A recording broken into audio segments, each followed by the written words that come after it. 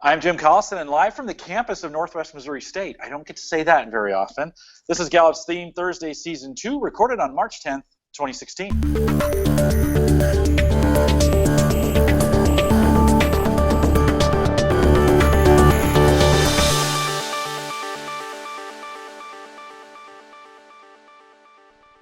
Theme Thursday is a Gallup webcast series that dives deep into the CliftonStrengths Finder themes, one theme at a time, and today's theme is communication. If you have questions, comments, or contributions during the webcast, we do have a live chat room that's available for you right down there, right below the main video window if you're watching on the coach's blog at coaching.gallup.com/live. No need to create an account when you go there. You'll see a login button bottom left. Just click on that, choose the guest account, put your name in the guest window. Take the numbers out because that's kind of silly to have your name and then 1, 2, 3, 4. Put your name in there, hit submit. It'll join the chat room. As I look now, there are some 25 of you already in the chat room. You can always join us live on Thursdays. We do this just about every Thursday. And the address is always the same, coaching.gallup.com/live. So we'd love to have you come out and join us on a Thursday and interact with us in the chat room. Don't forget to visit the Gallup Strength Center. That's just gallupstrengthcenter.com for all your coaching resources and Strength Finder training needs. You can also catch the video and downloadable audio now for offline listening if you want to capture this in the car, on a train, in a plane. Best way to really get that professional development is to do it while you're traveling. And so we have made these all available for you. All the links, including everything to our social sites, Facebook, Twitter, all those things, all that stuff available for free is on our coach's blog. Again, coaching.gallup.com. Maika Leibbrandt is our host today. Maika is a senior. No, she's a learning and development. You are today. You're a senior learning. I just promoted you, Maika. How does that sound? I've been a senior several times. It all goes back and forth. That's right. A learning and development consultant here at Gallup. And Maika, great to have you. Thanks for putting up with all my shenanigans today of getting connected. Good to have you on another Theme Thursday. Thrilled to be here. This is probably going to be my favorite one. I can already tell you. So high adaptability, high ideation. I love changes. I love watching you arrange your work. And today, you know what? It's all worth it because we get to talk about talking. Yeah, what could be better, right, for a bunch of communicators than to come in and talk about talking. And this week in the Facebook group, I asked them, what are some ways that we can develop this communication talent that we have?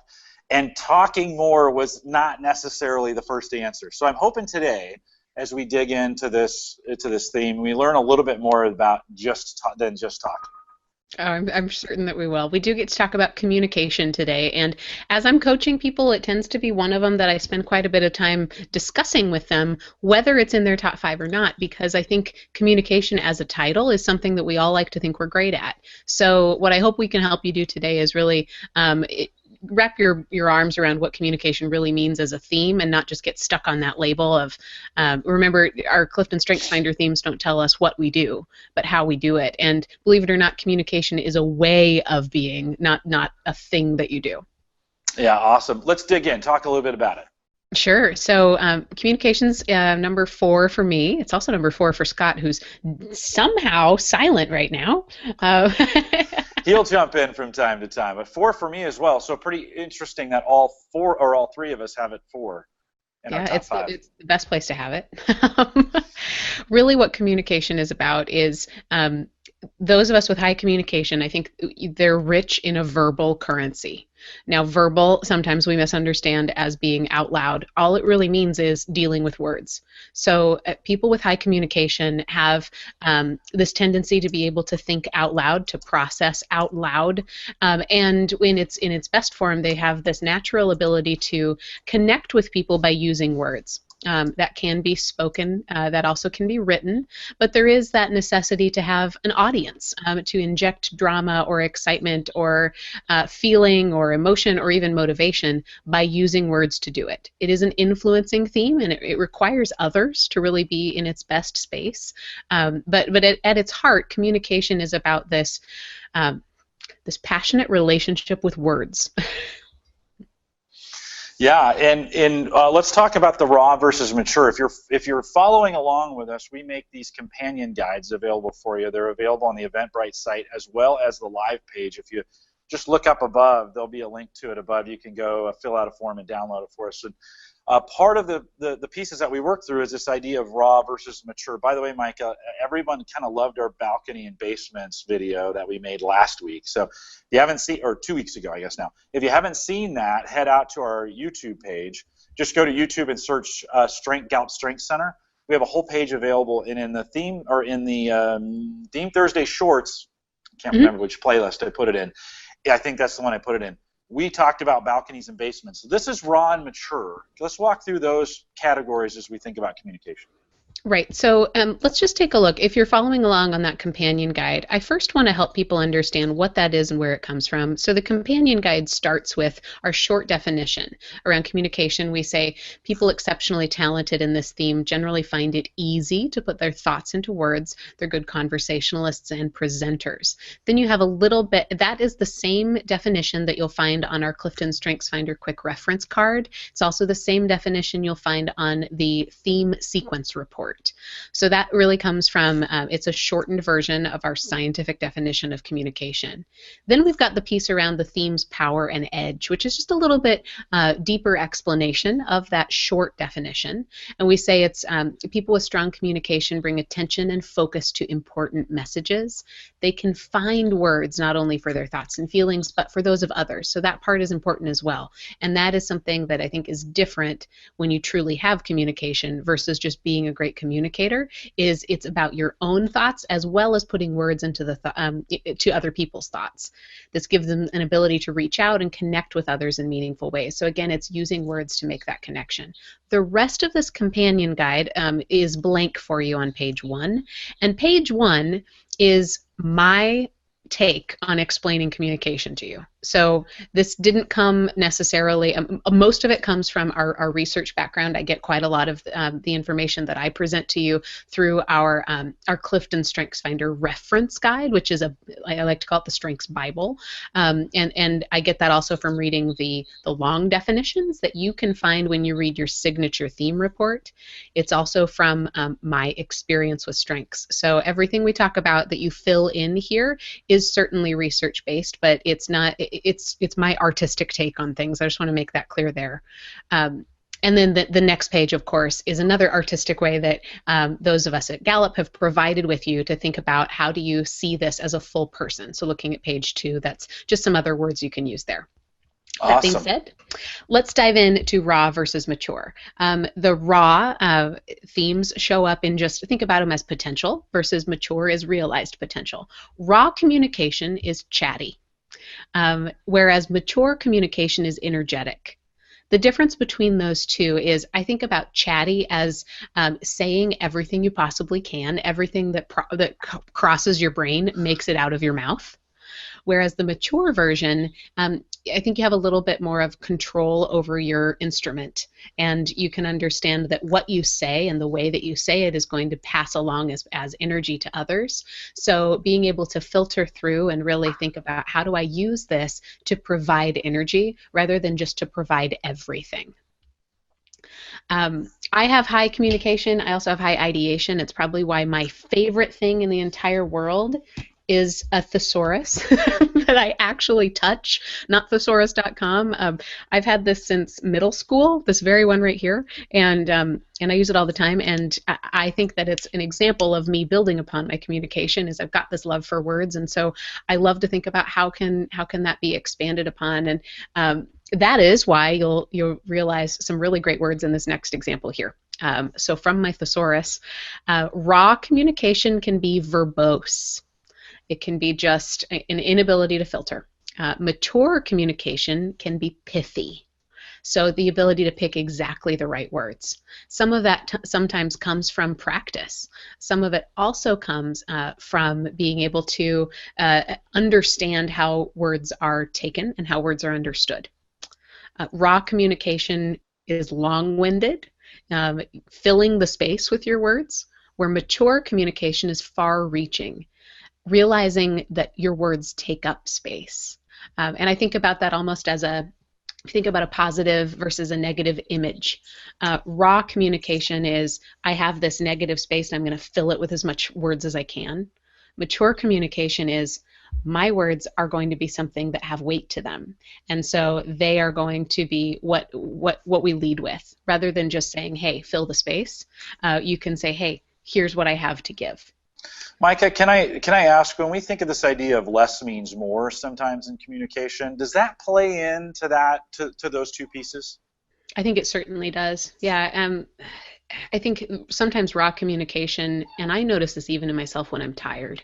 I will just fill space with words, and sometimes I don't even know what I'm saying, but I've got this ability to make it sound like I do, and so it's like these words just leak out of my mouth and fill the room. Whereas if I'm really thoughtful, and if I'm energetic, and if I'm prepared for my day, I know that I can use that idea of less is more, but almost use the idea of accuracy is more. I think if you find yourself wanting to pull those words back in after you've already said them, you're like, come back.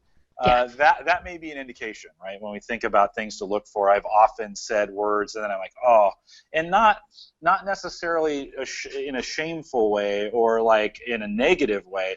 I've just said more than that needed to be said, and you're like, oh, I wish I could have got that back. Yeah, my very first StrengthsFinder feedback I ever had with my coach Kristen, she said, there's something amazing about communication, and it is that the words inside your brain are in a different language you don't understand, and saying them out loud is like a translator in front of your mouth. Mm. So that really helped me realize that in order for me to prepare, I have to talk to myself. Sometimes I have to talk to trusted people who will help me talk through things and not grab onto every single thing I say. In doing this, I was speaking with some other people with high communication, and all of them mentioned times in their life where they've said something out loud that they didn't totally mean, but they had to get it out loud in order to decide if they meant it or not. And so that's where I think one of the biggest ways to really hone communication into a mature place is making sure you give yourself some time to practice it. Thinking about how can you find a safe space and a safe partner who helps you really think through your thoughts before you say them for good. Jim, you're back. I am. Yeah, the garbage truck decided it was time to come by right during the webcast. So I just thought hopefully that'll minimize the sound of the. I don't know if you heard the garbage truck emptying itself into That's all right. Into the dumpster. What other, when we think about raw versus mature, what other labels would you put on that? Well, there's an element of communication that really values transparency. And I think the people with high communication, because they do think out loud, they bring some great transparency to every situation. And that transparency in a raw form can look like, I use the word loose-lipped. Exactly what you just mentioned, Jim. Oh, wow, I let everybody into every thought that I just had, and maybe I didn't need to do that. But the mature version of transparency is sincere. So even if you know that you're about to, be completely transparent with everything, just being able to say that ahead of time, and knowing and being able to control that instrument to say, there are some things that don't need to be communicated. But I think that that's something that's great about communication is it's a very welcoming, warm, hospitable place inside your brain if you have high communication, because you want to engage with thought with others in order to understand it yourself, but also there's almost a socialization that happens with communication where you don't judge or limit those who think with you because it's all happening out loud. So that transparency can be sort of two-sided.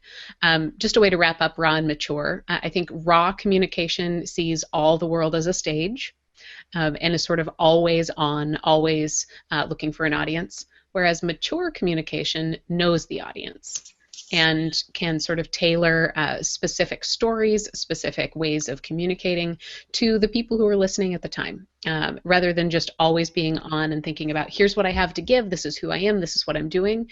Mature communication can really say, I have a great art to share with you, and I'm going to be able to hone that to the best way that you need to hear it. Those are some great words and some great advice. I think for us who have communication, we oftentimes live our thoughts by speaking, and we get some of our best thoughts. I oftentimes encourage meetings where it's just, if we need to work through some stuff, I don't want to sit and think about it, I want to sit and talk about it. And so it gives me the ability to work through. And I often have to keep, as someone with high communication, I want to keep a notepad and piece of paper or something to write on, or something, a phone to speak it into, because some of my best thoughts are when I'm talking to other people. And I'm like, ooh.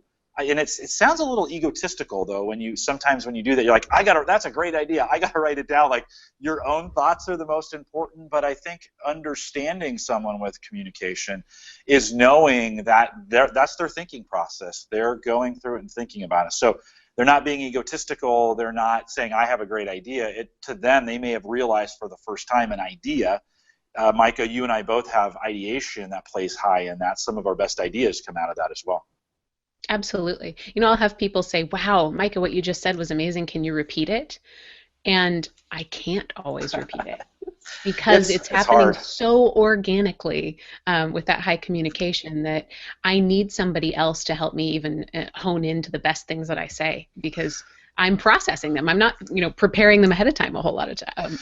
Very often. Yeah, and podcasting for me, that plays into this and actually plays to that theme. And so, because when I'm podcasting, I'm recording, I can always go back and get that information again. And so in the style, I often, I'm thinking of writing this book, and the way I'm going to write the chapters is by doing podcasts, right?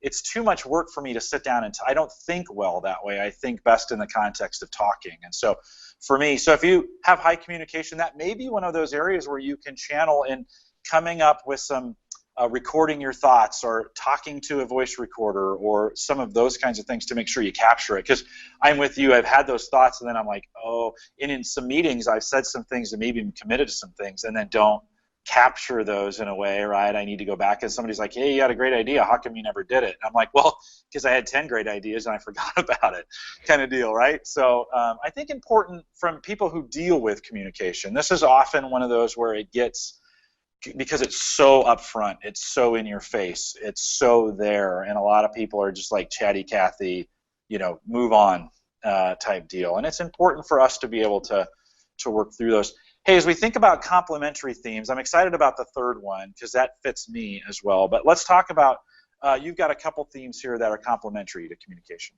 And when we mean complementary themes, what we're looking at is who could you partner with and what would they bring to you. Now, every single theme can be complementary, and if you're thinking about building great partnerships, the best way to go about that is to know your strengths first, and then being able to verbalize what does this bring to somebody else.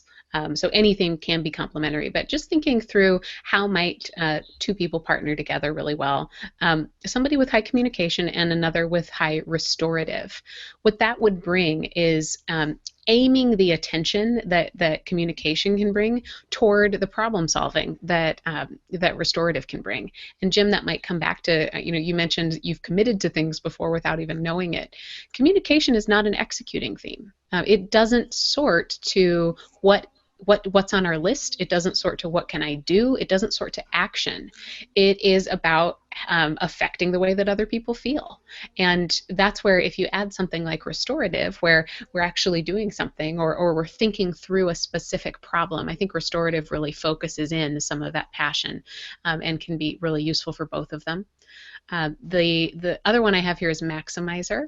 So what maximizer can do for somebody with high communication is a maximizer sorts really well. I like to think about maximizer as a sorting theme. It's that ability to say, there are some things that have higher potential than others, and that's where I want to focus. So if you add communication and maximizer, a great partnership can happen, because maximizer, I think, can have a patience sorting through and be able to select, because by their very nature, they're used to really selecting and being sort of picky about what they follow through on. So what maximizer can bring to communication is, listening for the best thoughts and helping play those back. I also think what communication can give to maximizer is a vehicle to get the best out and to socialize or normalize some of those best ideas or those best projects. I find myself with our interns when they come in for the summer. I have a big group of interns that come in every summer for Gallup, and in our team meetings using communication and maximizer, we write a lot of lists, and it kind of looks like Achiever in some ways, because this list making, except with maximizer, it's list making to sort, right? And so we're putting all these ideas down to get them in a place, not to finish them, but to sort them so we can get the best ideas to the top. So you'll find during the summer, there's whiteboards of lists everywhere as I'm helping them kind of think through, hey, let's talk out these problems. What are some ideas? Let's pick the best ones and let's execute on them. So that the maximizer communication, that's how that combo works for me. Awesome. The third complementary partnership I have here is focus. So what focus brings is a lot of energy toward a goal. And I think what communication can add to focus is a lot of energy toward a goal with other people. So if you had focus and no communication, you're a fantastic, maybe a leader, maybe an individual contributor, but it really is about what is right in front of you. Whereas when you add communication, it can be about energy around what is right in front of all of us. I think communication offers an opportunity to really get beyond just the singularity of focus, but still borrow the passion and the energy towards specificity of it. Let's talk now a little bit about likely and unlikely pairs. When we go through this, it is statistically what is the most likely to show up with somebody's with communication in someone's top 5, and then statistically the least likely. So our most likely to show up with communication is woo. Woo is about winning others over, about a comfort with people even if you've never met them before, and about a quickness to making that personal connection. When you add that to communication, both of them are very outward focused. They're focused on others. And I think it's probably about finding those connections through storytelling or through examples. Somebody with high communication can use stories and I think elements of stories, and they understand the world in terms of gathering and collecting stories. And so when you think about that and you put woo with it, it's like being able to constantly assemble a cast of characters and make connections between those characters because of your ability to tell stories. Least likely, if we look at the theme that is statistically least likely to show up with communication, it is, believe it or not, deliberative. When we talk about deliberative, it's about caution. It's about taking great care in the way that we make decisions and assessing risk before we move forward. When you think about, could somebody have both of them? Yes, they could. It's the least likely. But if you did, I think it would probably be about having a more obvious finality to the plan. Understanding that iterations to the plan or amendments to the plan are something that we have to talk about out loud. It's not something that happens alone in my brain, where it would if I didn't have communication. But it's probably that it's still just as cautious, but you're talking about what you're cautious about, and then whereas you wouldn't without deliberative. You wouldn't necessarily know what means go. When are we ready? When have we done all our thinking and we're ready to move forward? I think if you added deliberative to communication, there's still that open-mindedness and that back and forth that needs to happen with communication, but there's a little bit more clarity around when are we really ready to take that first step. Yeah, interesting. As I was going back and listening to the ones we talked when we did this season 1, and we talked about it, when we put those two least likely together, sometimes, and you alluded to this, there's this impression that they never exist. And they absolutely can coexist, and you absolutely can have them. And that's absolutely okay. Don't feel like that's an odd pairing. Kurt would always want to say love those combos, right? Love those two together and the way they work out. In the database, and our database isn't exhausted, we just have 13 million of the 7 billion people on the planet. So it's statistically, it's still a very small sample. So let me encourage you to love those if we think about that. I know lots of times people who are deliberative don't have that communication. They don't like to talk. They see talking as a waste of time. Like, let me think about this. And so but those absolutely can coexist. Maika, what are some other thoughts that you have as we kind of wrap up this part on communication? My favorite part around the long theme definition around communication is the fact that it uses the coolest words of any of our theme definitions. It's obviously written for people with high communication. I mean, I pulled this directly from the long definition, and I even put quotes around it so that I could remind myself it wasn't my thought. But you want your ideas to survive. You know, how cool is that? You know, I think about communication as, if you think about it that way, it's like you're a champion of ideas.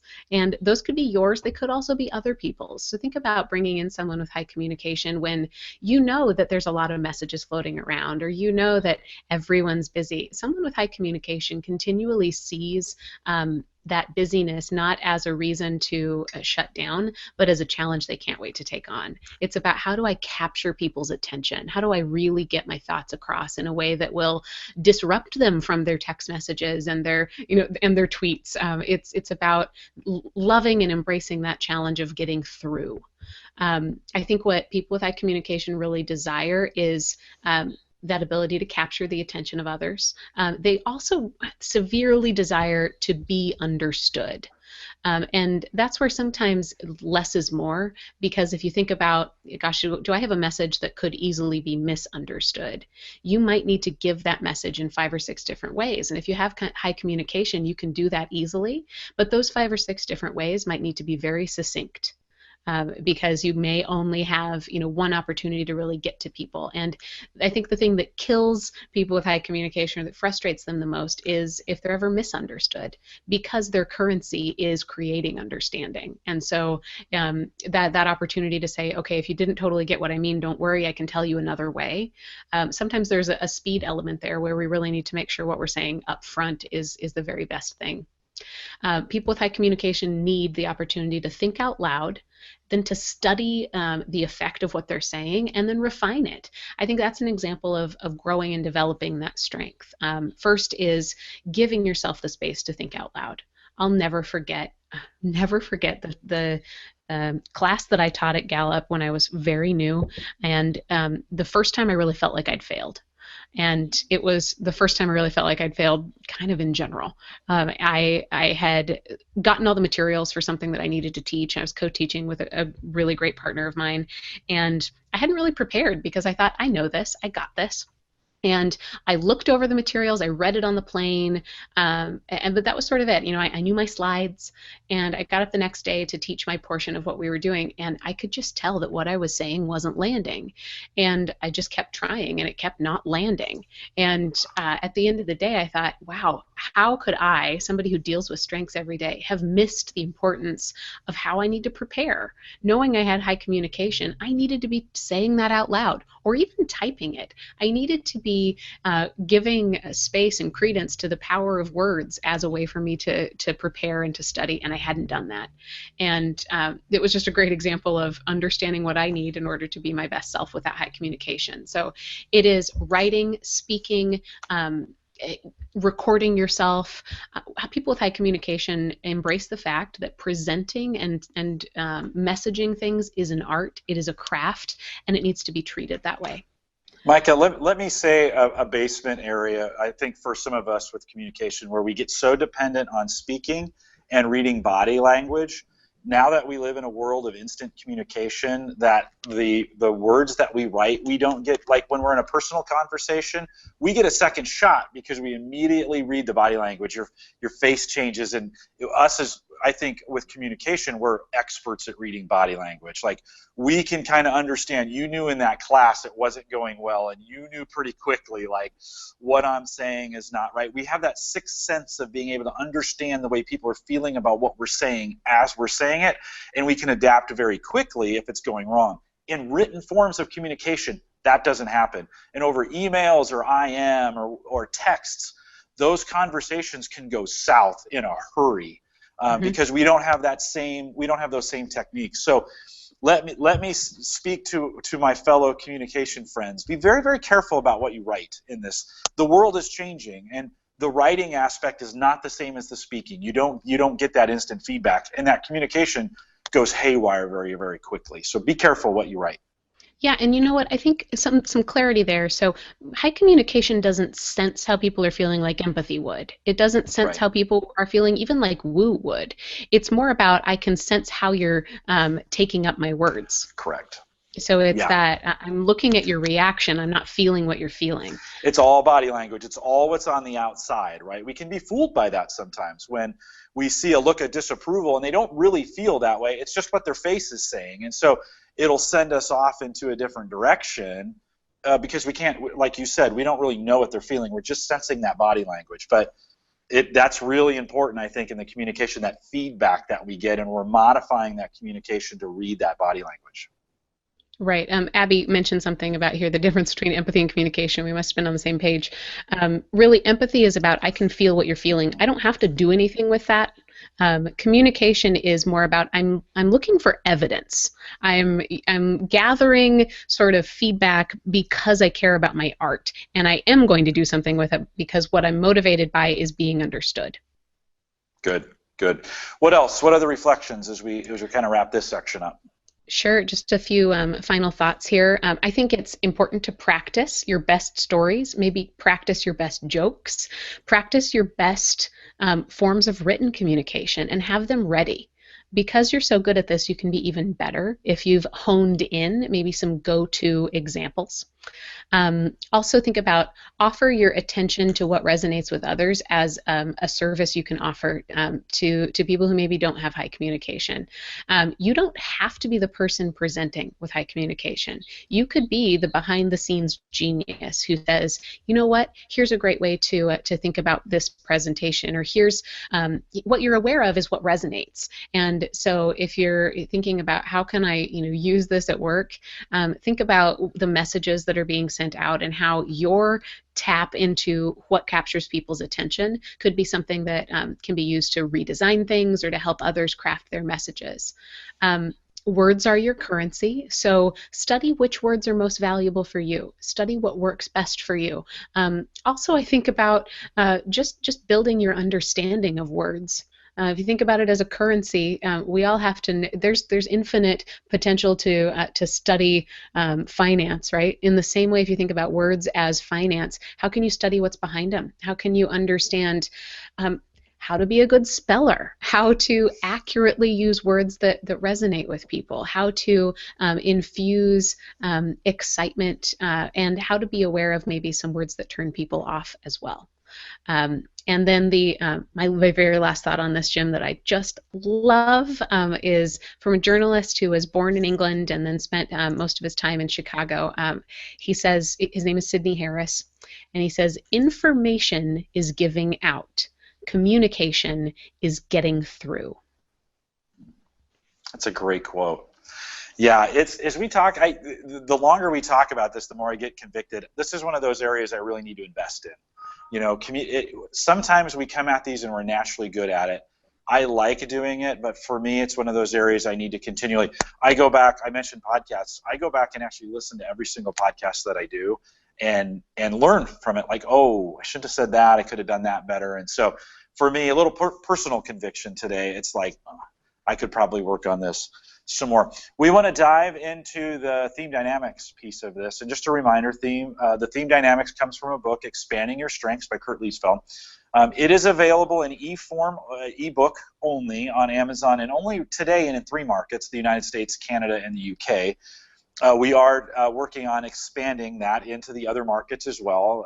That will happen as the year progresses in 2016. And some of you have reached out to me in frustration that you can't get it. Sorry, we continue to work on that to get you out there. But if you're in the U.S., UK, or Canadian market right now, you can purchase that. Just go to Amazon and search for Expanding Your Strengths. We don't have a great way of showing the screens today, so I think we're going to punt a little bit on that, Maika. We're going to show you behind the screens. All access today. You're going to get to see where the stuff actually comes from without cool algorithms or apps. Yeah. So let's talk about the combination of communication and strategic. Again, you voted on these on our Facebook group, and if you haven't joined that yet, facebook.com/groups/call-to-coach. You voted on these 4, and then the 5th one is what's up next week. Let's talk about communication and strategic combined. Great. So the behind-the-scenes access is Kurt started writing all these pairs on Twitter. Then the first iteration of them was this book that's available only to our coaches who've attended our courses, and it's called Paired Up.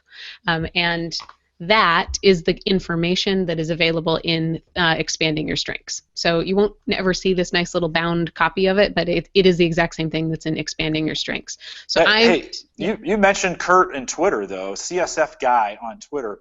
it's all still there. Now, it's not in a form that's easy to get to. You have to do a little bit of mining, but if you wanted to see Kurt's thought process as he worked through this process to put this book, Expanding Your Strengths, together, there's still a lot of rich information on Twitter. So at CSFGuy is his Twitter handle, and you can go back and still see many of those tweets. Great. So when you take a look at Expanding Your Strengths, you can actually type 2 themes in, and you can see what did Kurt write about these 2 together. So what I'm going to do is read it so that you get exactly what Kurt said, and then I'll give you a little bit more of my take on it. Strategic plus communication. I have many stories in my repertoire, but I sort through all of them to find the perfect one for each situation.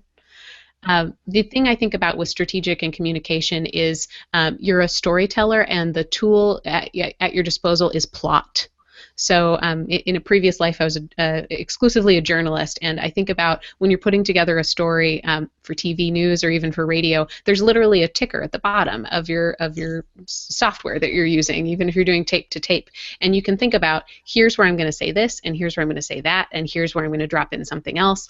Think about strategic and communication having a great relationship with the plot line or the storyboard, and you're constantly thinking about where is the best way to pique people's attention in a more holistic way. Yeah, let's look at communication and learner. I love this sort of manual processing here I'm doing. It's not on the computer. I can do this on my own. Old school. It's old We're using school. a real book, just like me and my real thesaurus. By the way, as I'm flipping through this, somebody asked me what my favorite tools are to hone my craft, and number 1, it's my thesaurus. But also, I have a bachelor's in journalism, so I've studied this, but I keep taking creative writing classes. You know, I keep reading books about telling stories. I have a book called The Daily Writer, and I make sure that I write something for 5 minutes every day. So some examples there. Okay, learner and communication. My best educational experiences occur when I can have conversations with my teacher and other students. As somebody who teaches in person, I love having people with communication and learner in the course because they invite others into that learning process with them.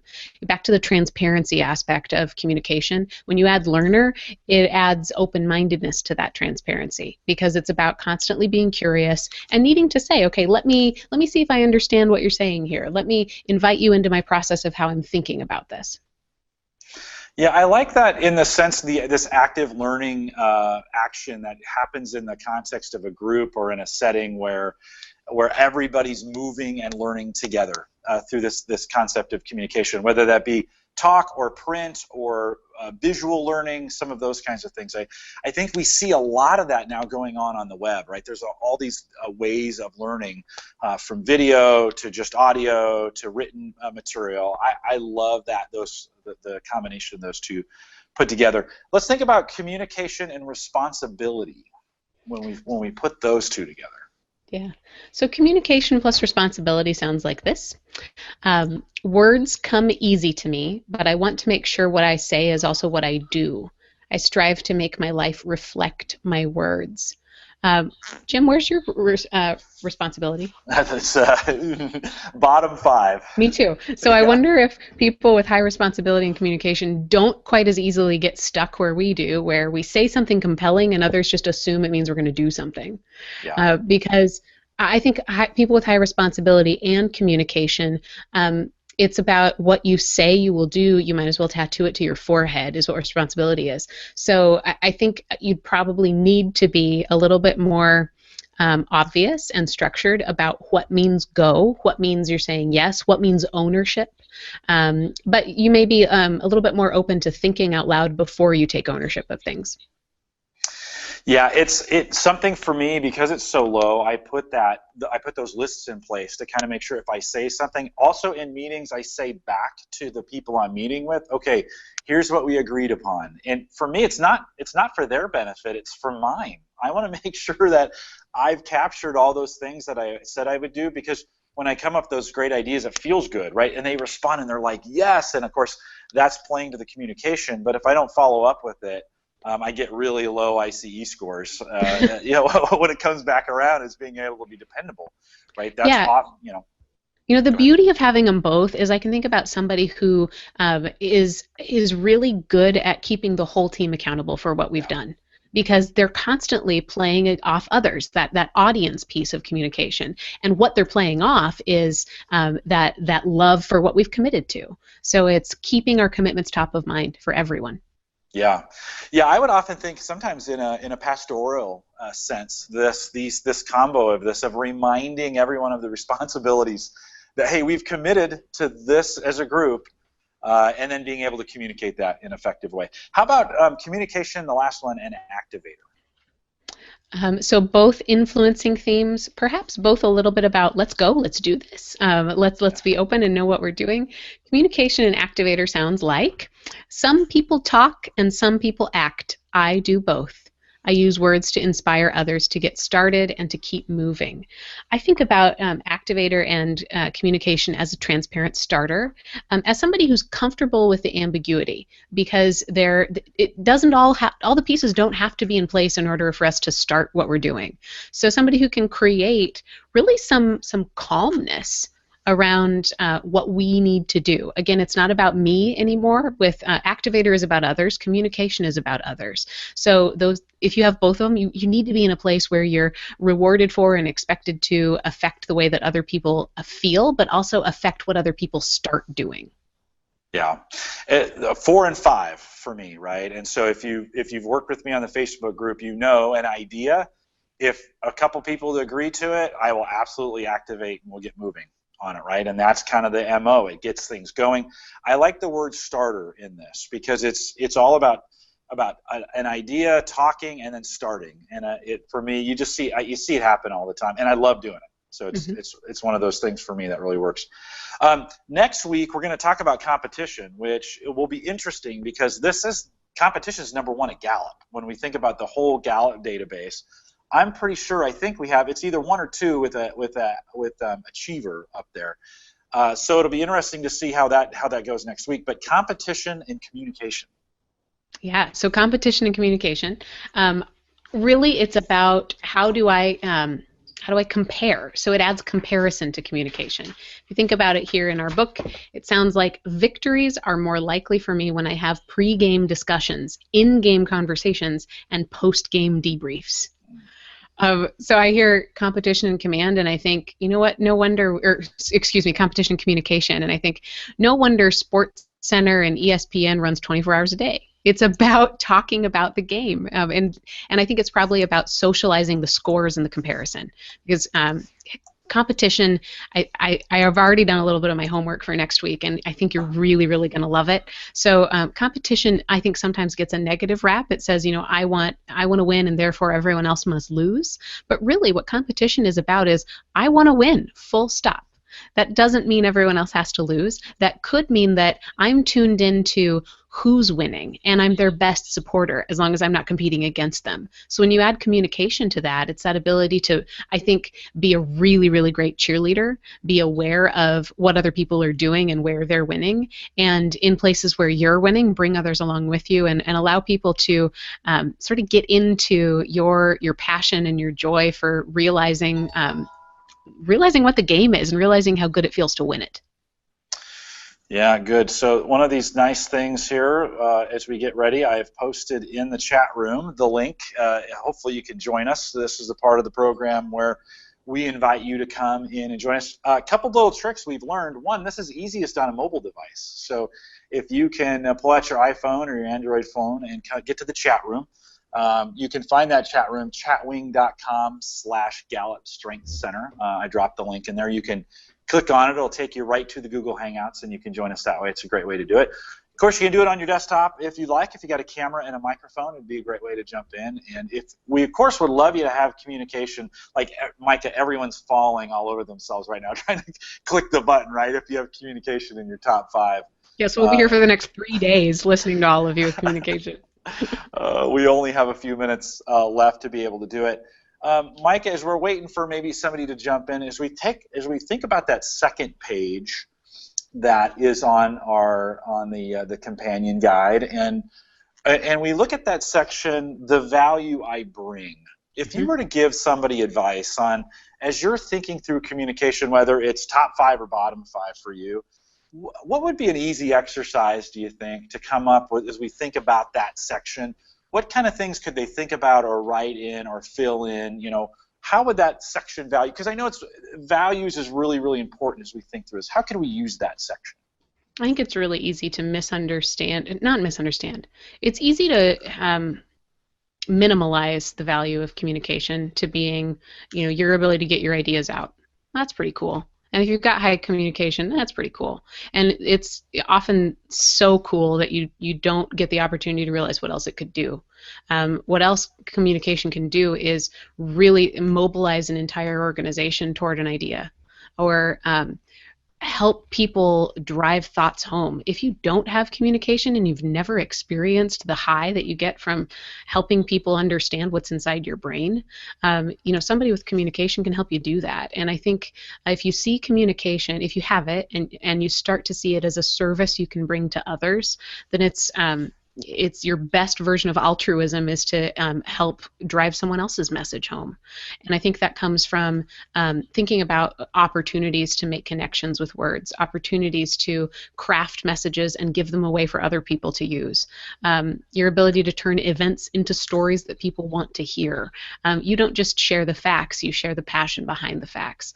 And so present that, offer that, look for opportunities where you can really help drive a message home, and realize that those opportunities are there because not everybody has this.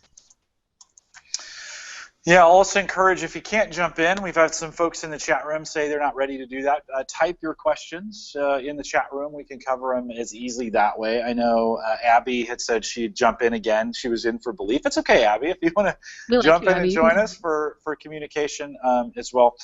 Maika, it also below that, where it says the value I bring, and there's some statements there, it says the needs I have below that, and it walks through some of those pieces as the needs I have as a sounding board. That's interesting for me to think that it's that sounding board concept, again, of working through the out loud, the thinking out loud concept. Yeah, so I'm coaching a pretty high-level executive right now who has high communication, and she's realized that the more she raises through the ranks of leadership, the more people hang on her every word.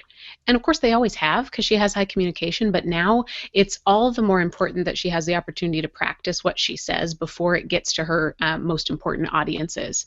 And that can be tough, because I think when you're a skilled communicator, when you're a talented communicator, it can be a little bit intimidating, and it can be difficult for people to challenge you or think with you, because what you say just tends to sound so good. So I think it's really important to find a sounding board, somebody who's comfortable challenging you and lets you sort of just think out loud. Yeah, good idea. Abby, can you hear us? I can. Can you hear me? Nice. Yeah, hi, Abby. Yeah. How are you? On my phone, so we won't have any issues, hopefully. Yeah, it's really, the phone is really that's what I'm using today, which is just amazing to me that I have this little tiny device that lets me communicate around the world, right? I mean, that's pretty awesome. Abby, tell us again your top 5. Belief, restorative, communication, discipline, and harmony. That's number 3. And so give us, as that interacts with the other 4, give us your definition. How is communication working for you, and how is it the best of you?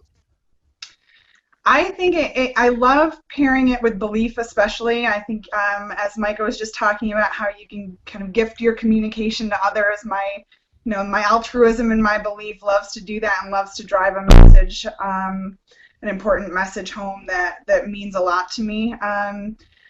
I think it's a really interesting pairing with themes like discipline, because I think I tend to like to really plot things out and be able to predict what other people will say. So oftentimes in my own head, I have the conversation first so I can predict what you can say, and then try to make it a little more predictable so it's not just talking out loud, but that happens too. Yeah, I like that. Dig a little bit deeper in that. When you're working that through in your head, what is that? How does that conversation go? Does it go negative? Does it stay positive? How does that work for you? It depends. My restorative sometimes likes to go negative, but what it looks like for me is, if I know I'm going to be having a conversation, even if I'm going to be calling my doctor on the phone, I usually have a piece of paper and I write down, "Hi, my name's Abby. I'm calling because So I kind of plan out my own parts, and I try not to make it overly rehearsed and overly planned, because then there's no give and take, and that's important to me too. But I kind of rehearse my own parts of the dialogue, or try to anticipate some of the questions I might get so that I can respond to them, and kind of think through those responses before I talk. That's amazing. So I do similar things completely without discipline. I think for me it comes from strategic, but I will think about what are the 3 bullet points that I want to get across. It's that joy of sort of planning how you're going to communicate. Mm-hmm. Hey, how does it, talk a little bit about your pairing with restorative, because I think that's an interesting combo. How do you see those two play together? Yeah, I'm just starting to explore that a little bit more. I'm not sure exactly how they pair together yet. I know that the Expanding Your Strengths talks about how it's best to talk with the person who has a problem. I forget exactly how it's worded. Here, let me read it to you, because I have it right in front of me. It says you are better at diagnosing a problem and finding a solution when you can talk through those who have the problem. Mm-hmm. Yeah, and I think what I've done I'm just kind of really discovering and respecting my communication more recently, especially with this week. I've been really focusing on using this as an excuse to focus on it, and I think I have to do that more. Because right now I think sometimes what I do, because I haven't valued that need for communication, is I try to think through the problem on my own, and I get stuck and I get frustrated with myself because I'm stuck. And I'm starting to realize maybe I'm stuck because I'm trying to think through it all on my own, and I really need that communication. So that's where I am right now. It needs some work. Yeah. Well, the good news is there's time to work on it, right? From that standpoint. Maika, as we think about the act of coaching, and that if you're in a situation like that and you're the coach, what could be a response, or how would you typically respond to someone as Abby says that? What's a little coaching moment there? Well, I would think, Abby, now that you're aware of it, what keeps you from thinking out loud? I think it's partly that need for predictability and wanting to predict what the other person will say, and if I can't predict it, sometimes that silences me to some extent. I think some of the other themes, I let them silence the communication sometimes, so I may just need to get it out there and maybe preface a conversation with, I need to think through this, can you help me? So that, I'm also fairly high in responsibility, so I don't want to say something that I don't want to commit to, so that brings hesitation sometimes too. So I think what I've been thinking about lately is the way I begin a conversation, and putting that kind of the ground rules before I start a conversation. Your high discipline, I think, is going to help you there, because discipline's about creating and respecting structure. And so if you have some real clear, I like to think about like bowling with the barriers in the lanes. This lane right now is about thinking. It's not about committing. It's not about doing. It's just about exploring. And say that to yourself, or say that to a great thinking partner up front. And that'll let you really think, okay, there's some safety here. I don't have to worry about, getting over into that responsibility place, or even worrying about how the other person's going to react. I think if you can find a good thinking partner and then be really clear about what you're doing up front, and maybe even discipline needs to close when you're done with that thinking spot. So think about, okay, what am I taking away from this, and how do we both know out loud what we just came up with? Yeah. Maika, I think the word you said in there, safety, is really, really important as we think of the combination of those themes of finding a safe place that you can practice. And it doesn't have to be perfect, right? It doesn't have to follow the rules. Give yourself the freedom to experiment with some things, because the responsibility, once you get it right every single time, and you can't do that, right? You need places to practice. And so finding that safety zone, and giving yourself permission to say, you know what, I can make mistakes in this area, and it's okay. I've given myself permission to make the mistakes. I think that may be something, too, that you can kind of lean on. I think it'll be hard. It may be a little weird at first, but as you get into that rhythm, it might help. Yeah, I've started doing that to some degree with my own coaching that I've been getting, and my husband's pretty good about knowing which things what state I'm in, and which one, whether I'm kind of thinking out loud, or whether this is something that is happening. Mm-hmm. Yeah, awesome. Well, Abby, thanks for taking a second here to jump in, and we appreciate you coming in again, and this is exactly what we're looking for, so I appreciate it. Thanks, Yeah. Abby. You bet. Thanks, Abby. Maika, we always tend to take this right up to the wire, and we know you have a class to teach after this, so I'll try to end here with a few minutes to spare. But any final thoughts as we wrap it up? Yeah, I think it all comes back to words. It all comes back to thinking about not only are you great with words if you have high communication, but you need words as well. So recently, my own reflection here as I was hearing Abby talk about this made me think, anytime I'm up against a really challenging thing, I will ask everybody around me just to remind me why this is important or say things out loud. And very often it's things I already know. And so I'll have to preface this ahead of time and I'll say, okay, can you just tell me one more time why we're doing this? And it's not because I don't believe it. It's just because I find a really comfortable, intimate relationship with words. And so I need those phrases, those sayings. It grounds me. And I think that that's probably something you want to consider with communication is what words are you going to be grounded in? Yeah. By the way, I love it when you do that. When we're meeting and you're like, hey, let's talk through this a little bit more, and you just let me share because like that's what I like to do, and that ideas come out in that. Super helpful. So thanks for in our partnership when we do these kinds of things. I love it when you do that. It's a ton of fun. It is a ton of fun. Well, I'll remind everyone to take full advantages of all the resources we have at the Gallup Strengths Center. That's just GallupStrengthsCenter.com for all your StrengthsFinder resources and needs. It's all out there. I mentioned earlier you can get access to everything that we do. All our social sites, links to everything is on our coaches blog, coaching.gallup.com. If you're interested in becoming a Gallup certified coach, we do that as well, and we have courses that are available for that. If you head out to our new courses directory, so courses.gallup.com, everything that's going on around the world is listed there and is available. If you have some questions on that, send us an email, real easy, certification@gallup.com. And someone will get right back to you. And many have asked, Maika, you and I have mentioned in my bottom 5, and people ask, hey, how do I get that? That's available. You can unlock that. If you've taken the StrengthsFinder, they're there. You can unlock that. Go onto the site and look at the All 34 option. Those are available, and if you want to purchase that and unlock it, that's available for you as well.